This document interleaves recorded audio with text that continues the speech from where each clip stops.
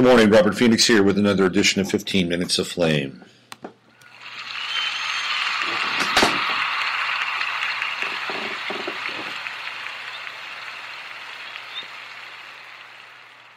So on the heels of yesterday's show, I'm going to do my best to be really crisp and timely and accurate. Pithy. No, that's not an affectation. It's actually a word. What's happening out there? We have a lot to cover in a brief period of time. Things are heating up. And we are going to drop into some meta today. And I'm also going to break some news, play a little Paul Revere, and not with a lot of tension or alacrity. But I'm not here to kind of spread fear or monger any kind of emotion that is going to cause you undue amounts of stress, because that's one of the reasons why I do this, because we try in our very best in all of our capacities, whether you're listening or just operating in your daily life, to defuse the stress and to unmask the fear so that we can have more of the good stuff. And along those lines, there are times in our lives where, let's say, for instance, okay, you are behind the eight ball financially, and you are one of these people who believes that paying your debts and all that goes along with it are very, very important. So what do? During that time, during that stretch, you bear down, you save your money. Instead of going out, you stay in. Instead of having steak, you have chicken. Instead of taking your kids to the movies, you rent a DVD. I mean, these are all the things that happen, right? And you've got a goal in mind, and it's paying off that debt. Maybe you work a little extra until finally you get out from under the yoke, and it's good. It is not a time for extravagance. It is not a time for going down to, St. Croix and relaxing and de-stressing. It's not that time. And that's not where we are now. It's not that time for us. We have to address the spiritual, psychological, and moral debt that we have right now. And we have to work hard towards lessening the effects of that debt. And that's why people ultimately are waking up. And it may not be fun. This may not be the feel-good, lovey-dovey new UN program. But it's where we are. It's where it's at. So if we are, taking out a hammer every day, there's a reason why. Because there's work going on. We are doing work. And when we're in that phase, maybe there's another phase down the line. God, I hope so. I pray that there is another phase down the line where we have moved through this, and through our hard work, through our dedication, and we have to dedicate together, and that's the fact. And we may not all be sitting in the same room together, but we're occupying the same plane of consciousness together, and we have to dedicate ourselves to this, because if we don't, and things begin to go off the rail, and we can get into any number of what that looks like. World War III, police state, whatever, right? We have to, at the very least, dedicate ourselves to staving this off and making the quality of our life and other people's lives better. And hopefully somewhere down the line, when we've paid back our debt, that we can relax a little bit and have a different kind of experience. It's just not what's on the table now. And that's where the cognitive dissonance comes into play.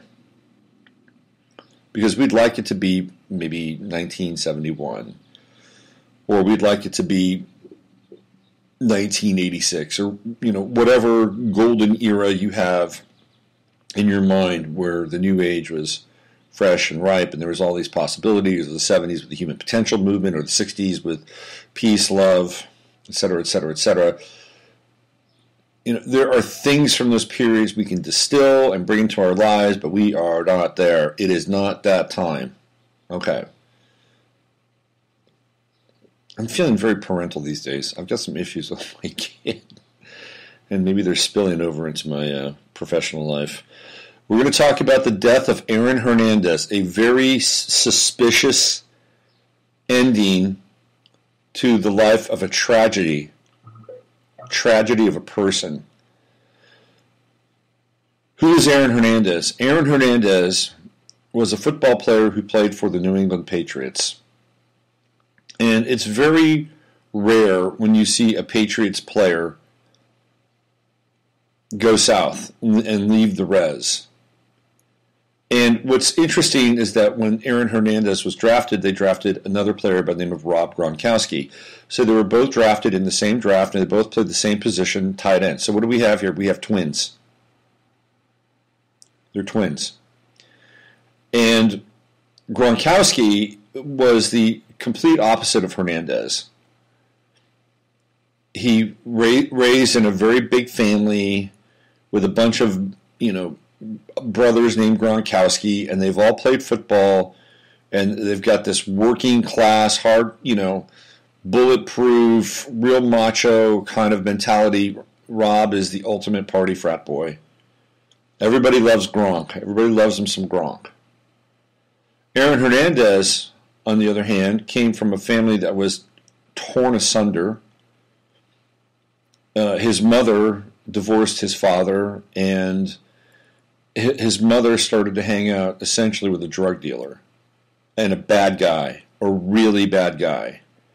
And Aaron Hernandez and his brother and his dad were hanging out together, and they were working out together and playing sports, and the guy's a physical specimen. And the mom comes in and said, basically, rips him away from the dad, and he winds up spending time with a toxic mother and a really bad dude for a father, and gets connected with some very dark influences, which will show up later on as he moves through his high school career and winds up playing at the University of Miami, where the darkness begins to take root and grow.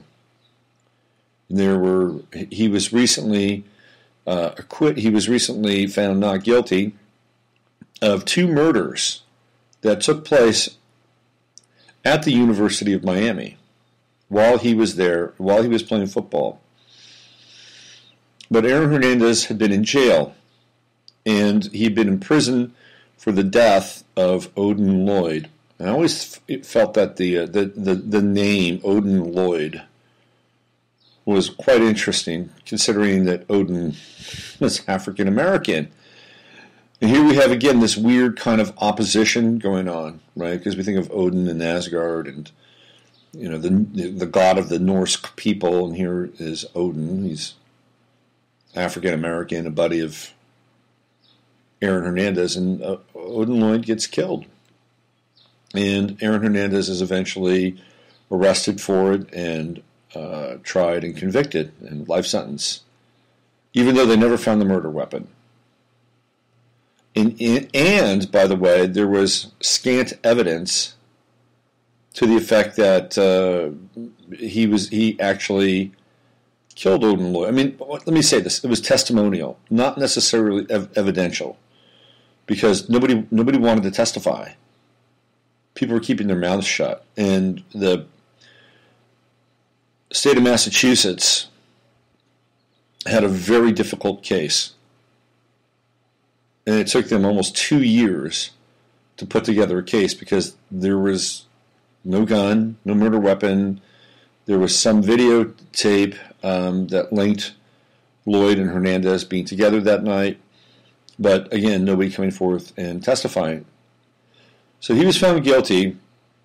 And here he is, he signed a $40 million contract.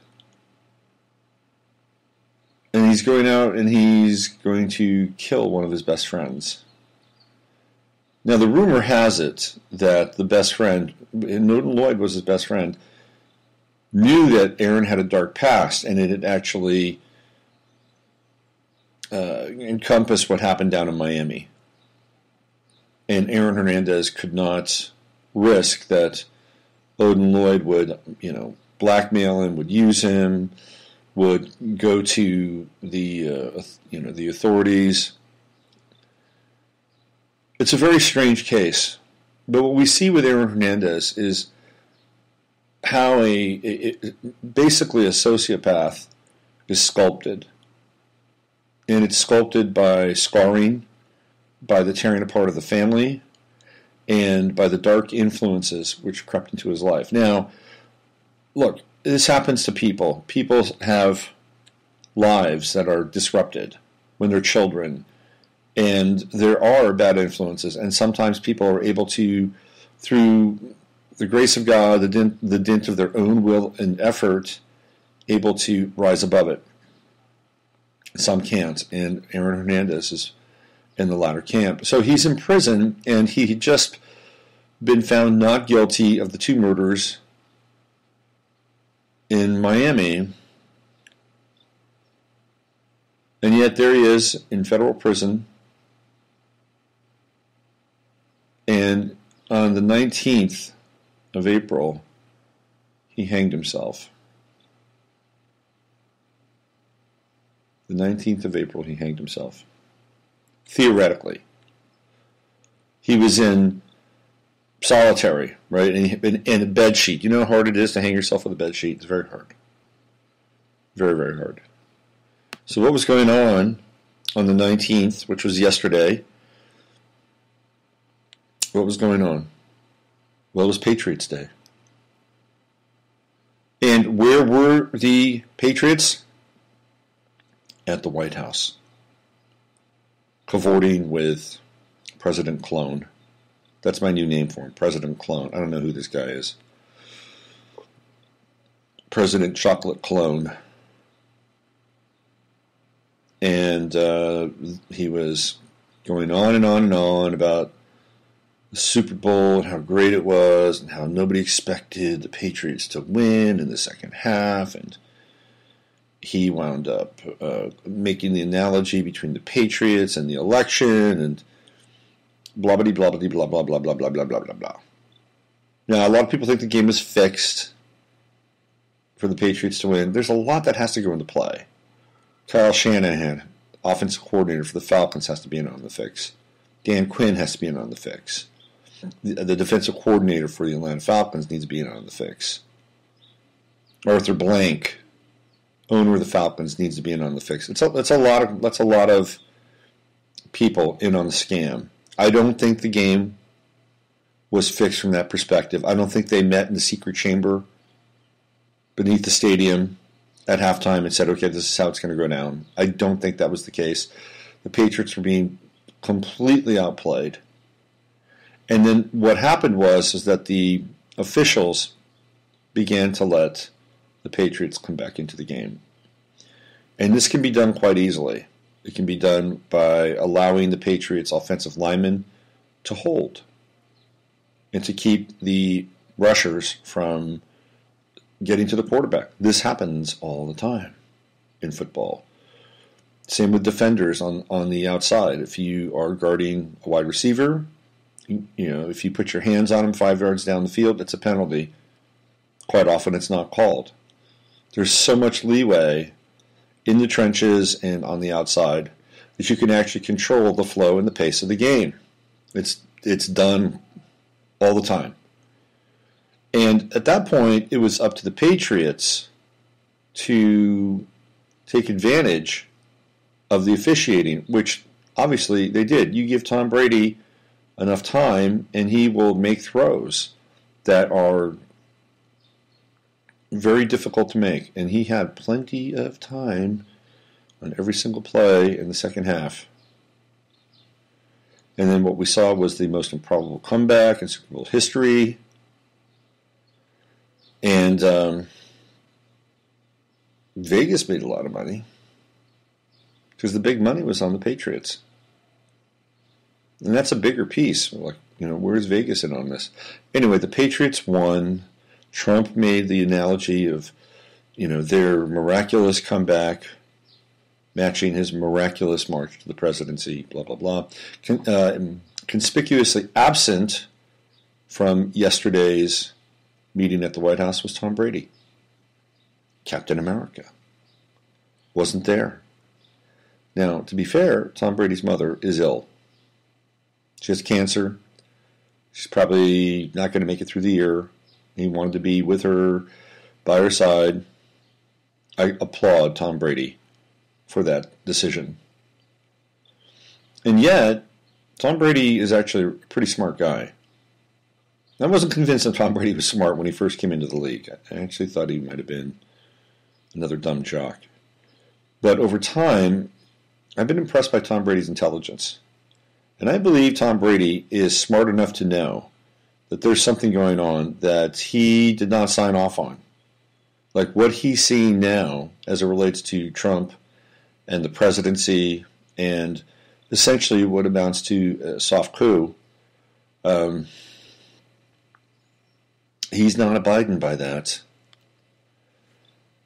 So I wanted to do something today and just take you back in time. April 19th is a very interesting day in American history. You know, we are in the hellish zones of the sacrifice to Molech and the burning of children. This is it. We're in that zone right now. These days, 17, 18, 19, 20. Today's April 20th. Tomorrow is Hitler's birthday. Is that right? Let me talk to you about the 19th. The 19th of the 19th of April. Let me give you some days here that will give you some insight into what's gone on the 19th of April throughout history. How far back do I have to go? Let's see here.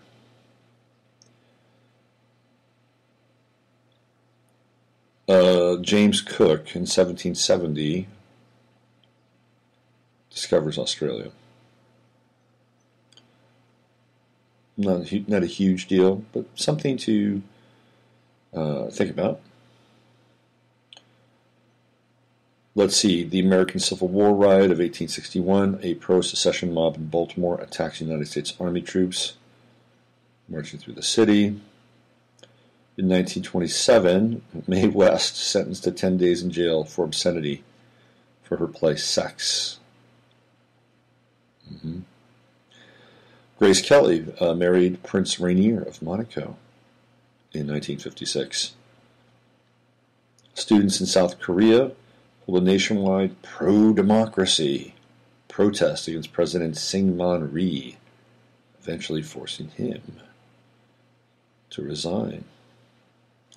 In 1971, Charles Manson is sentenced to death, later commuted to life imprisonment for the conspiracy in the Tate LaBianca murders. Whether you believe Manson actually was involved in the murders, whether you believe that Sharon Tate, Jay Sebring, and all the rest were killed, that's another matter altogether. Bottom line is, April 19th, Manson sentenced to death. Here we go, the big one.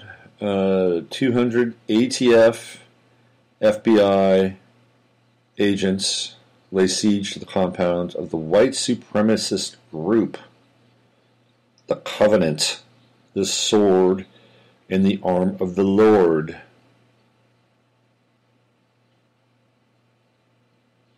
In Arkansas, the CSA surrenders 2 days later. That was 1985. 1985. That's really interesting, don't you think? I mean, so whether it's a white supremacist survivalist group, I mean, who knows what they were? They might have been a group of people who looked around and said, "Man, shit is fucked up. Look what's happening. We got to rally the troops here." They never let that happen, by the way. Never. Let's go 2 years into the future. Guess what appears on April 19th for the first time? The Simpsons. They appear in a series of shorts on the Tracy Ullman Show. And they have been predictively programming reality ever since. 87, 97, 2007, sorry, 97, 2007, 2017. The Simpsons have been on for 30 years. 97, 2007, 30 years. Let that sink in. The Simpsons have been on for 30 years.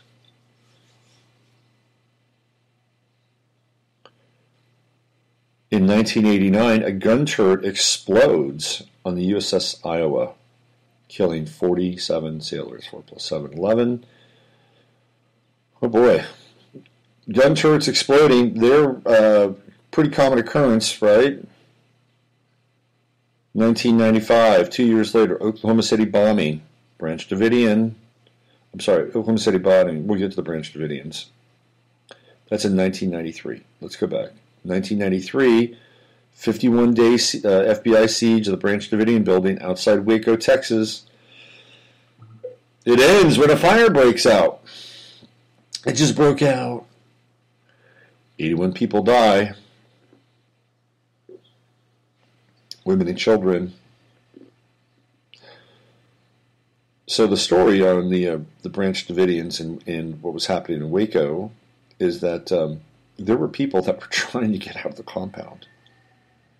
They were trying to leave, and when they were leaving, they were being picked off. And so word was getting back to the compound that if you try to leave, you're going to get shot. And they didn't know what to do. They weren't holding out with a huge cache of weapons. I mean, they did have weapons, but it was mostly women and children, and, let's be clear. There's no way they win in a firefight. No way whatsoever. So they eliminated the whole thing. Now, there are people that think that nobody died in Waco. It's possible. I don't think so. Because of who was in the White House at that time. Let's go forward. 1995, Oklahoma City bombing. The Alfred P. Murrah building is bombed, killing 168. Are you seeing what I'm seeing here? There's kind of a theme emerging. 1997, Red River flood overwhelms the city of Grand Forks, North Dakota. Fire breaks out, spreads into downtown Grand Forks, but high water levels hamper efforts to reach the fire, leading to the destruction of 11 buildings. In 2005, Cardinal Joseph Ratzinger is elected to the papacy and becomes Pope Benedict. 2013, Boston Marathon bombing suspect Tamerlan Tsarnaev is killed in a shootout with police. His brother Dzhokhar is later captured hiding in a boat inside a backyard in the suburb of Watertown. I stayed up all night and I watched that. All night. They had Tamerlan Tsarnaev. They had him with his hands behind his head, stripped naked. I watched this live on TV. They didn't say it was him. It was him. Them stripped naked live on TV. And they eventually put him in the patrol car and they snuffed him. So you see the theme here? And you see the theme. Aaron Hernandez dies on this date, 2017. Very interesting. The same day that the Patriots go to the White House. Now, what is it all about? Is it a sacrifice for the life of America? Is it a sacrifice for the Trump presidency? Is it a ritual sacrifice on the eve of a global conflagration? Well, we're going to find out here over the next couple of weeks. because things are in motion. And to that end, I'm going to give you some information. Do with it what you want, might, may, or will on, let's see, what do we got here? Operation Gotham Shield. Improvised nuclear detonation drill, April 26th in New Jersey. Now, I'm just coming across this information. So some of you who live in New Jersey, and I know there are a number of you who listen to the show that do, I hope that you may have more insight into this. Let me just read this to you. This is from investmentwatchblog.com. HCANJ LANJ will be participating in Operation Gotham Shield in conjunction with our NJESF number 8 partners, including NJDOH and PHILEP, New Jersey Medical Services Task Force, Office of the Medical Examiner, the NJDHS Disaster Terrorism Branch, the Urban Area Strategic Initiative, as well as the State Office of Emergency Management, local, county, and federal law enforcement agencies. If this is true, this is pretty significant. I mean, look at all the groups involved here. It's a lot. It's a lot of coordination. Our members will receive exercise information prior to and during the exercise date that may solicit your family to provide specific information related to available bed status, to assist in medical surgery. Only one individual per facility should respond to requests that are generated via our AmeriAlert system, but your facility will be expected to respond to AmeriAlert requests during the exercise. The following exercise objectives have been established for HCN, J, and LANJ. Objective 1, examine the operational coordination and interface of the NJSP, SEOC, NJDOH, Health Command Center, HCC, and Regional Medical Coordination Centers, MCC, to provide and maintain a common operational picture during an improvised nuclear detonation incident in accordance with NJESF hashtag 8, number 8, and establish plans, policies, and procedures. You can find out more about this on Facebook. I urge you to root around. There's not a lot of information, so I'm not rubber stamping this and saying that this is going to happen. It's on the books. I'm just reading what I'm picking up here and scanning through some videos this morning. It popped up on the screen. And if that's the case, then you know what happens with these events. They will turn the switch and sometimes they go live.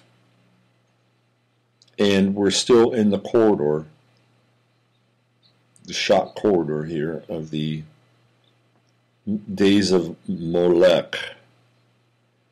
So this is what's going on.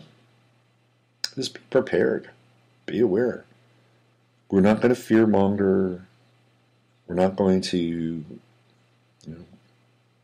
run and hide or go down to the store, the sporting goods store, and buy a bunch of bullets.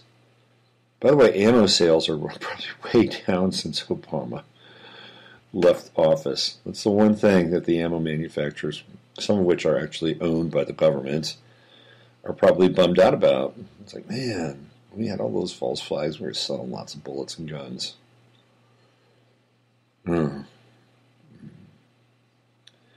So that's your dose of reality for today. I've been asked to do a little more astrology as it relates to the events. I'd be happy to do that. Today it's not going to happen today because I want to be timely. I want to get out of here on time and give you guys, 20 more minutes of your day that you can do something else besides listen to me. With that, you know the drill. Use your head to discern what's real, your heart to step in what's possible. I'm Robert Phoenix, and this has been your 15 Minutes of Flame.